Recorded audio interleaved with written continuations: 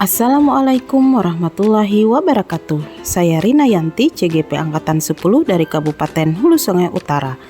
Pada video kali ini saya akan menyajikan analisis implementasi skenario pembelajaran berdiferensiasi situasi 3 untuk jenjang SMP. Kami dari kelompok 2 terdiri dari saya sendiri, Rina Yanti, dan rekan saya Ibu Diah Restiani. Berikut adalah uraian situasi 3 yang dialami oleh Pak Dudidam. Pak Dudidam seorang guru SMP, ingin mengajarkan murid-muridnya materi tentang iklan. Tujuan pembelajarannya adalah murid-murid dapat menangkap makna secara kontekstual terkait fungsi sosial, struktur teks, dan unsur kebahasaan dari iklan tentang produk dan jasa. Pak Dudidam lalu membuat skenario pembelajaran sebagai berikut.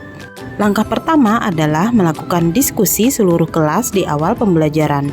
Pak Dudidam melakukan diskusi untuk memperkenalkan murid pada topik tentang iklan dengan menggunakan beberapa pertanyaan pemandu seperti: apa yang membedakan antara iklan dengan bentuk tulisan lain? Iklan apa yang benar-benar menarik untuk kalian? Apakah dibutuhkan biaya untuk membuat sebuah iklan? Jenis pekerjaan apa yang tersedia dalam periklanan? Langkah kedua yang beliau lakukan dalam pembelajaran yaitu dengan melakukan desain kerja secara individu, pasangan, atau kelompok kecil. Pak Dudidam meminta murid melakukan kegiatan tertulis, berbagi dengan pasangan, dan berbagi dengan pasangan lain dengan langkah-langkah sebagai berikut. Awalnya secara individu, murid akan diminta menulis 3 hingga 5 iklan yang menarik bagi mereka. Selanjutnya mereka lalu berbagi apa yang dituliskan dengan satu teman lain secara berpasangan. Saat berbagi mereka boleh menambahkan pendapat. Setelah itu Pak Dudidam melakukan diskusi dengan seluruh kelas. Ia akan menggunakan daftar iklan yang ditulis oleh masing-masing kelompok.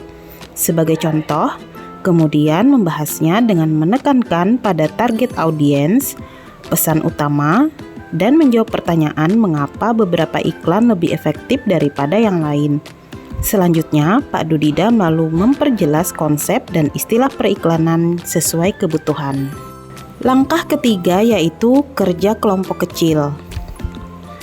Dimulai dengan murid akan diminta untuk membentuk kelompok yang terdiri dari 4-5 orang untuk mendiskusikan kelebihan dan kekurangan berbagai jenis iklan. Setelah itu, setiap kelompok akan diberikan selembar kertas dan bekerja di meja mereka. Setiap lembar kertas memiliki grafik T-chart untuk menuliskan kelebihan dan kekurangan untuk jenis iklan tertentu. Misalnya, iklan radio, iklan TV, iklan yang ada di internet, iklan media cetak, dan billboard. Selanjutnya, setiap kelompok akan melakukan brainstorming dan mencatat 2 kelebihan dan 2 kekurangan dari jenis iklan tertentu. Dan yang terakhir, dengan menggunakan isyarat yang diberikan guru, setiap kelompok kemudian pindah ke meja kelompok lain. Langkah selanjutnya, mereka membacakan masukan yang telah ditulis sebelumnya dan menambahkan 2 kelebihan dan kekurangan lagi. Terus selanjutnya demikian, sampai setiap kelompok memiliki kesempatan untuk membahas semua jenis iklan. Langkah keempat, Pak Dudidam lalu mengumpulkan kembali murid sebagai satu kelompok besar, lalu memfasilitasi diskusi yang diperlukan untuk mengapresiasi dan atau memperluas pemahaman konsep seperti target audiens, kejelasan pesan, dan penggunaan fitur kebahasaan dan desain seperti pemilihan judul teks, gambar, dan format. Langkah yang kelima, Pak Dudidam lalu memberikan tugas individu. Ia membedakan penugasan sesuai dengan kemampuan murid. Tugas yang harus dikerjakan murid adalah membuat iklan secara efektif, akan mempromosikan produk atau jasa atau acara sesuai dengan yang dijelaskan dalam skenario yang diberikan. Langkah yang keenam, Pak Dudidam menetapkan skenario tugas yang berjenjang sesuai dengan pengetahuan dan pemahaman konsep murid-muridnya. Perbedaan skenarionya adalah sebagai berikut. Skenario 1 bersifat lebih konkret dan terstruktur dengan petunjuk langkah demi langkah. dan mencakup semua informasi yang diperlukan untuk menyelesaikan tugas.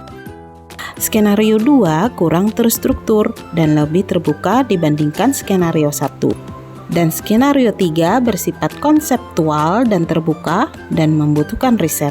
Pada langkah pembelajaran, Pak Dudidam yang terakhir adalah Pak Dudidam mendorong murid untuk memilih lokasi di kelas yang mendukung cara mereka belajar dengan baik.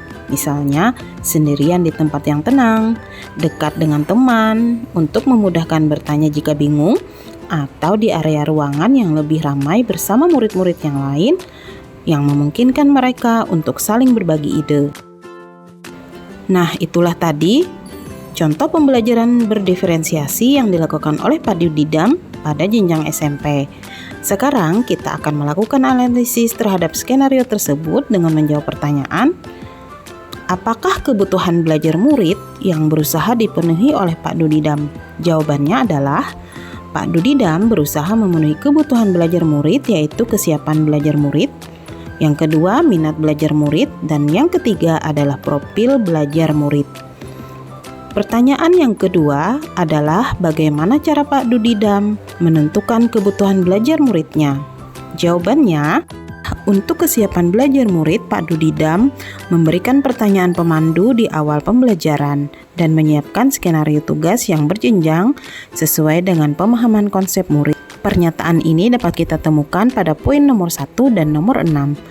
Untuk minat belajar murid, Pak Dudidam meminta murid untuk menulis iklan yang menarik bagi mereka dan memberikan tugas yang berbeda sesuai dengan kemampuan murid. Hal ini dapat kita lihat pada poin nomor 2 dan nomor 5. Selanjutnya, untuk menentukan profil belajar murid, Pak Dudidam mendorong murid untuk memilih lokasi di kelas yang mendukung cara belajar mereka. Hal ini terlihat pada poin terakhir, yakni poin 7. Pertanyaan yang ketiga yaitu strategi pembelajaran berdiferensiasi apa yang digunakan oleh Pak Dudidam. Menurut analisis kami, Pak Dudidam telah melakukan 3 jenis diferensiasi secara bersamaan dalam satu pembelajaran. Yang pertama adalah diferensiasi konten, di mana murid diminta untuk menangkap makna secara kontekstual terkait fungsi sosial, struktur teks, dan unsur kebahasaan dari iklan tentang produk dan jasa. Sedangkan diferensiasi proses terlihat pada saat skenario 1 yang bersifat lebih konkret dan terstruktur dengan petunjuk langkah dan demi langkah dan mencakup semua informasi yang diperlukan untuk menyelesaikan tugas. Sedangkan skenario 2 kurang terstruktur dan lebih terbuka dibandingkan nomor 1. Dan skenario 3 bersifat kontekstual dan terbuka dan membutuhkan riset. Dalam hal ini, Pak Dudidam telah melakukan diferensiasi proses secara berjenjang. Yang terakhir, Pak Dudidam juga melakukan diferensiasi produk, di mana beliau memberikan tugas individu dengan membedakan penugasannya sesuai dengan kemampuan murid.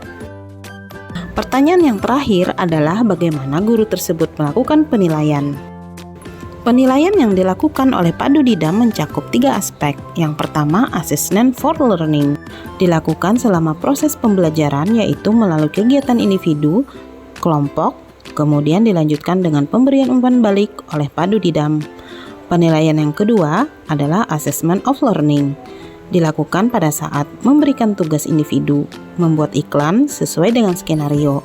Dan yang terakhir adalah assessment as learning. Dilakukan selama proses pembelajaran berlangsung saat murid berdiskusi berpasangan, diskusi kelompok kecil dan kelompok besar. Setelah selesai kegiatan tersebut, murid diminta untuk melakukan penilaian terhadap diri sendiri atau menilai temannya. Demikian analisis yang telah kami lakukan terhadap situasi 3 pada jenjang SMP. Terima kasih sudah menyimak videonya sampai akhir. Salam dan bahagia Bapak Ibu Guru hebat. Wassalamualaikum warahmatullahi wabarakatuh.